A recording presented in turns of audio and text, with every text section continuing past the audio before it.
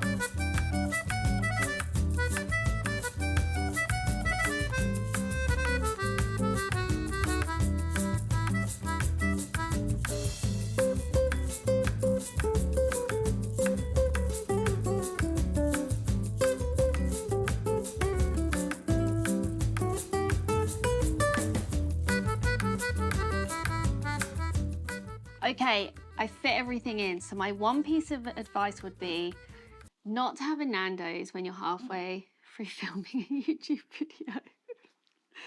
I'm lemon and herb. No, but seriously, a couple of things to think about. Do not overpack. You do not want your zip to break halfway through the airport, and the biggest killer of zips is overpacking. Second of all, if I lost the shoes, I could have packed a whole day or two's more worth of clothes. So something to think about. You cannot make your shoes smaller, however much you all ask me to show you how to do that.